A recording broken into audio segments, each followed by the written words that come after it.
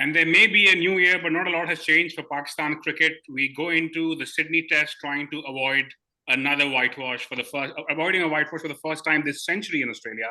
Welcome to the shiny side, where I have with me, and this is going to be slightly tough for me, Umair Qazi sitting in Dubai and Qazi Umair sitting in Karachi. How are you doing, guys? Hi, guys. Hi, all well, guys. All good. Happy Thank New Year you to both of again. you. Happy New Year. And I guess we start with Qazi Umair sitting in Karachi. So you haven't been on the show for a while. Pakistan is in Australia. I mean, before we get into details, what's your overall sentiment of what the series has been like? I mean, given it's a young team, they've been competitive, to say the least. Yes, I mean, I think all of us will agree it was a little too much to expect them to win matches, let alone draw them. But yeah, I'd have to say this, the second test was up for grabs. Babar Azam was not the young guy in it. He had to step up. He had to, play the anchor sheet role. And it's not like he got balls which were unplayable. He didn't. He wasn't at the receiving end of a Mir Hamza, Travis Head type ball. Those were balls which were, I mean, you expect Babar, if you call him number one, you expect him to, pull through and get through, make, the adjustment of his technique. I mean, there was a lot of talk. I didn't see him coming down the wicket to the fast bowlers, stepping one or two steps ahead to counter the swing. Nothing of that sort, but slightly disappointing. But then, it's been since 95. I like how I like how I said let's not get into details, and Umair has gone right into the crux of the matter, but nicely done. But Qazi, on the Dubai front, how are things with you? How are you looking ahead to the last test? I don't know about you, but I feel like I'm actually a bit more hopeful about Pakistan's chances after what I saw at the MCG than I was before we went to Australia. Look, I think we performed really well. Pakistan performed really well. Not better than Australia, like Hafiz pointed out, but they performed well. And it was better than expectations. They made Australia fight for the win, which was really heartening to see. The batting was good, the bowling was good in parts. But we've had similar tests in Australia in the past as well. There was that 490 chase, we got within 40 runs. There was that Kamran Akmal Mike Hussey game, which we were on the winning point, and it just got taken away from us, right? So, oh no, okay, sorry. So I thought this was one game which we could have won, but again, 315 might have been tough, but at one point it looked like we'd get there. But then once Rizwan got out, which was questionable, it just collapsed, right? So, but yeah, it gives you high hopes for the next game. But again, we need to be very cautious about our optimism because, again, it's Australia, right? And we might have put out our best effort already. So we may not. Another unfulfilled what if situation, right? So like you said, I know it was really good, but we've been there before. So again, just to kind of summarize where we are, we've now lost 16 consecutive games in Australia. This would be our 6th consecutive whitewash since if we were to get whitewashed again, lose to Sydney. And again, right, this is a young team, inexperienced side, etc. The first team to get whitewashed was probably the best team we've ever sent to Australia in '99, right? So you can argue about the Justin Langer edge, etc. But the reality is, and I think Umair, you might have, Qazi, Karachi may have pointed this out at some point, that at the end of the day, the reason why when we play these games, we're always talking about that one miss and that one catch, etc., is because essentially the other team has been the stronger side and they create way more chances. So if they miss something, their next chance comes around the corner. But effectively, they remain the stronger team, right? So even if a drop catch will hurt us badly because we need everything to go our way to even compete. While with these guys against Australia, to be honest, they have a lot of firepower, right? So even if they don't do so well, they still win it. But I guess moving on very quickly, I guess the question is, we kind of touched upon this already, but this is easily statistically the most testing win Australia's had in the last 4 years at home. No one has got them so close. So Karachi, would you say that this is? Do you think we're trying to clutch on straws, or do you think there's actually something there where we feel like there's something worth praising here overall as a team? I mean, I like how Umair Qazi from Dubai is very optimistic about the third test and its chances. But let me just jog your memory. And we'll go back to 99. I think the closest we ever got with our best team was Hobart. And then, yes, like you rightly mentioned, Justin Langer's edge. But then nothing happened after that, right? Like we had Wasim, Waqar, Shoaib, Saklan. None of them could produce anything, and we lost. And then we And they got absolutely 200 more runs after that edge, by the way. They still yeah, needed 200 like more to win at that time, I think. it just smashed us out of the game, you know. And then we went to Perth and we lost 3-0. So my optimism isn't all that, you know. Like I feel that we've like Umair rightly mentioned, we probably may have given our best. The third test, yes, we may go hopeful, but I mean, if we draw it, it'll be a win for us. But I don't see that happening. I think the fact that we weren't able to win or get close to a win in the second one, I think we'll probably collapse and it'll be over in like 3 days, max 4. That's just how it is, you know. Let's face reality. And that's a start to a happy new year from Umair Qazi in Karachi. But guys, before we get into the game, I guess very quickly, just looking at the SCG where the game is. So 6 of the last 9 tests have been draws, and that's down to 2 things. One is, of course, it's a batting-friendly track, but there's been horrendous weather. There's been a day or two washed out in a lot of games. Last year, South Africa, they lost about 2 days of play, and the game was a draw. Last time, England a couple of years ago, they also lost an entire day. So there's been a lot of bad weather there. I'm not sure whether the forecast is like this time. And then conditions are batting friendly. The average first innings score in the last 6 years has been about 450 plus.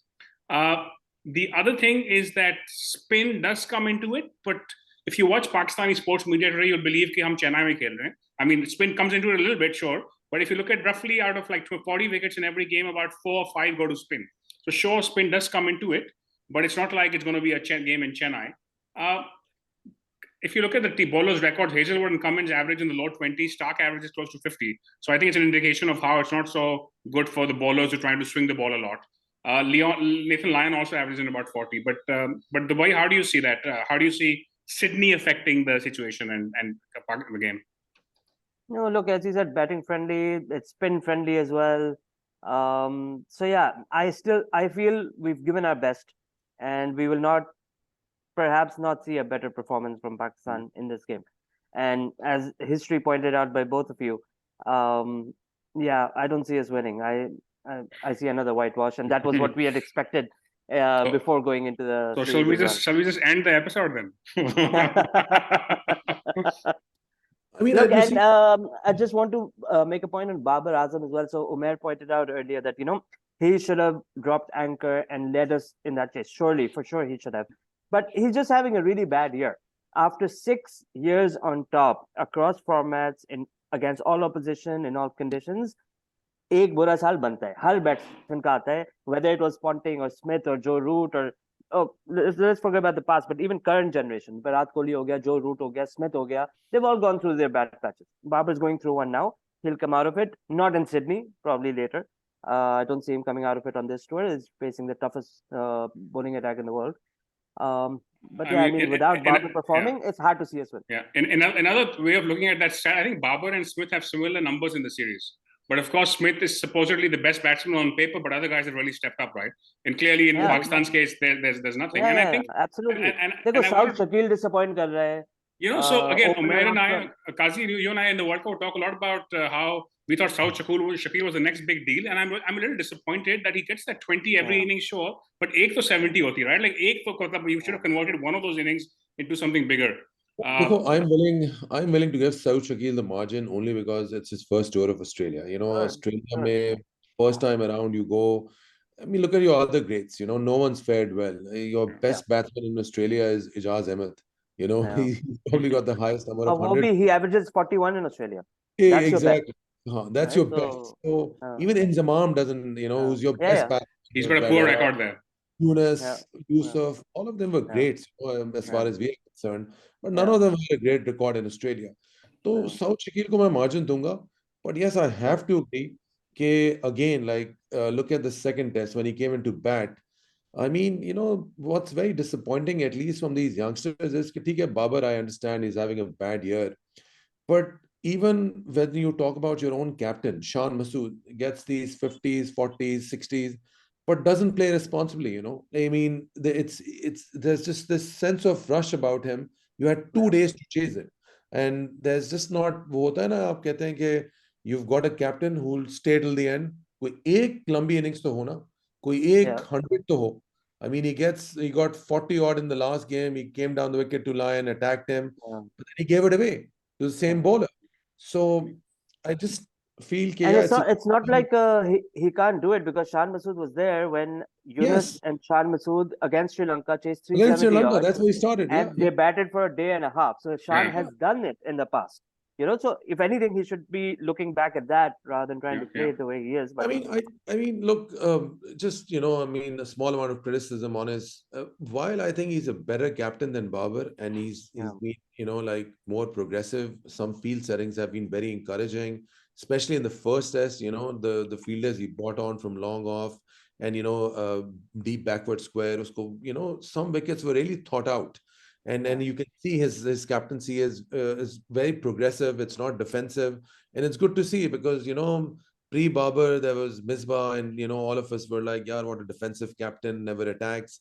All of that is good, but I just feel a better captain for this tour and looking for the future should have been Saud Shakil. You've given him the vice captaincy role.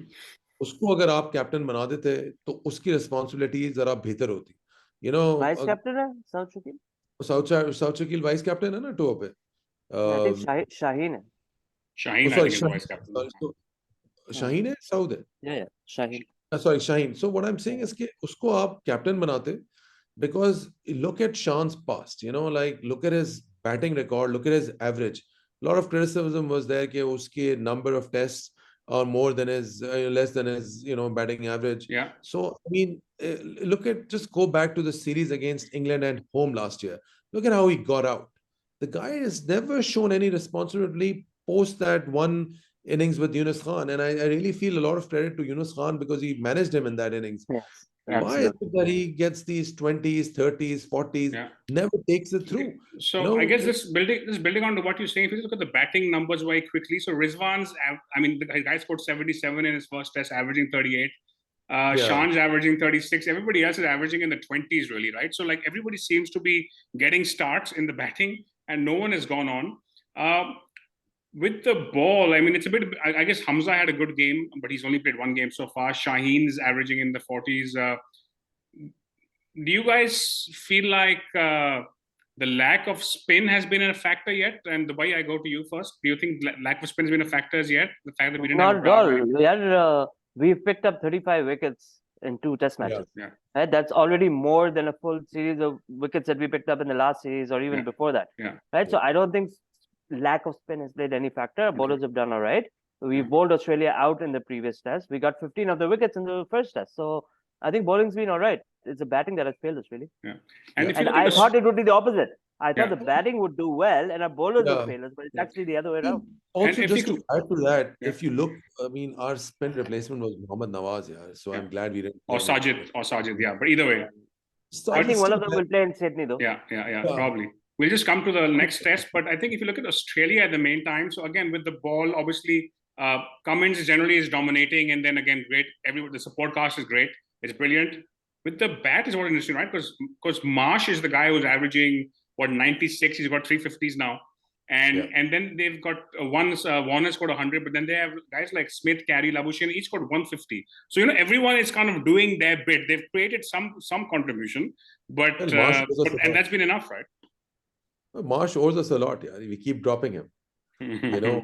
Then same conversation, why do we only create one chance and we don't create many others? But somebody said, Qazi, I have to cut you off here, but it's like somebody said, drop वो लोग भी करते हैं, but they make you pay. That's the difference, right? Imam को हमने drop किया था, उसने 4 रन और बना लिए, right? But Marsh को आपने drop किया, so he scored like 70. That more opportunities come along. Like we just drop our shoulders, like it's not the team of the 90s. Like you all would remember, that team was phenomenal as far as the bowling is concerned. वो एक कोई chance miss हो भी जाती थी, तो another would come around because the quality of bowling was better. But still never won in Australia though. Only one game. 95. But okay, guys, I guess we should move on to what we think the likely 11 is going to be. So there's a couple of big questions here. The first one being, does Saim replace Imam? Dubai, you go first. What do you think? I think it will happen more out of pressure. Social media pressure? Social media, etc. If it happens, it will happen because of that. Because fine, Imam has been out of touch, but he's also scored runs for you, right? I mean, 2 test failures, I think it doesn't warrant a drop really, but I think there's a lot of pressure on the management to replace him. So my view on that also is that I feel like, this is not the team of the 90s where we would watch Pakistan lose 4 wickets to the new ball. Imam and Shafiq are generally playing out the new ball. Number 3 is coming in after 10, 15 overs. So I feel like, I know he hasn't got all the runs, but I'm not so keen on dropping him, but I feel like they will. Karachi, what's your view? And on the other, sorry, I just want to add as well that more than replacing Imam, I feel it's probably not the right time to give Saim Ayub a debut. I mean, in Australia, against this pace attack, if the poor guy does not score runs, people will be out for his back, right? And you don't want a young opener. I want to mention Nasir Jamshed here. We made him debut when he was like the next big thing in South Africa against Steyn Morkel at their peak, right? This is going to be something similar. And he was never the same guy after that. But Karachi, what's your view? I would just second the same. I think while Imam has been struggling, like we've been talking about this since the World Cup, like he's had terrible form, like the poor guy just can't get a start. But I would still not start with Saim. I think, honestly, firstly, I don't think he's a test player. I think he needs more time in the 4-day game. He's been very successful under the T20 format. So, like Umair said, I would not risk a new guy coming in to open and, especially debut in Australia, because it happens very commonly in Pakistan. One bad game and then you're forgotten for many years. So I would stick with Imam. Makes sense. And going back to the 11 now, I guess the other question is, if Abrar is fit, even though the noise coming out is they may not play him today. He practiced today, by the way, but they may not actually play him. But I feel like we will play a spinner given in Sydney. So I feel like Sajid will come in. And the only reason I have Shaheen/Hassan is it's obviously Shaheen for me. But if you want to rest Shaheen, like we said before, there's some noise has been coming out. So that's the only scenario I see Hassan playing over Shaheen. Honestly, I would play Wasim Jr. Hands down, because look, we've discussed this before as well in the World Cup shows as well. The guy has pace. He can reverse the ball. He's been traveling with the team consistently for the past 3 years. He's been a permanent fixture. वो on and off खेलता है, कभी उसको 2 game मिल जाते हैं, कभी 3 मिल जाते हैं. But I really feel that boy deserves a chance. I think Umair and I have had the same chat on the show a couple of times. But who would you replace him for, Qazi, since you want him in the side? Who would you put him in? I would actually play him for Shaheen. It's not like we're playing to win the series now. Shaheen needs a bit of a break. He's going to be captaining the side again in New Zealand. Or even for Hassan, Hassan. So you would play Wasim, Amir Jamal, Mir Hamza, and then one of the spinners. Is that right? Is that your? No, I would actually, if I was to go, I'd actually play an all pace attack, because these both the spinners, Sajid or Abrar, will really not have an impact. So they can stick to Shaheen and Hassan, whichever it is. But I would bring Wasim Jr. in. He can reverse the ball. Both these boys, Amir Jamal and Khurram Shahzad, very sad that he, got injured after the first test. Both were absolutely very impressive in their debuts in Australia. So, ab agar Amir Jamal hai, Mir Hamza's had a good game, Wasim can reverse it, so why not, go out with an all-out pace attack? The spinners aren't going to win it, I mean, like Umair pointed out earlier, we've already taken 35 odd wickets. It's more than we've, managed in the last 2 years as well.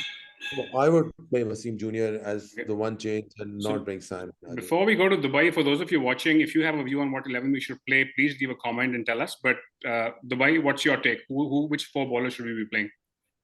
I think they've already announced that Shaheen is going to rest, right? They made that announcement before the second test. The third test, Shaheen would be rested. So I think Shaheen is probably going to be rested. Given it's Sydney, I'm keen on playing a spinner. The pitch will take turn. At least that's the track record of the ground. So I don't know if Abrar will be fit, but Sajid Khan probably will get the nod. And I'll go with 3 pacers. I agree completely. Wasim Jr. needs to play. And I guess Amir Jamal and Mir Hamza, you can't really drop either of them. So those 2 and Mohammad Wasim Jr. for me. Okay, interesting. With a spinner. I feel like that's what should happen, but I think given how they've selected so far, I feel like they may go with Hassan Ali instead of Wasim Jr. So let's see how this plays out. I just want to add, his Parchi and Rana Fahim Ashraf are beyond me. I don't know them back to the side. But I feel like the moment of the match may have been Hassan Ali at the boundary doing his thing with the crowd, right? So I mean, credit where it's due, right? Credit where it's due. But Roni Irani yesteryears. But I guess this is the last question. How important do you guys think the toss will be? And Dubai, you go first. Do you think it has much of a view on should Pakistan.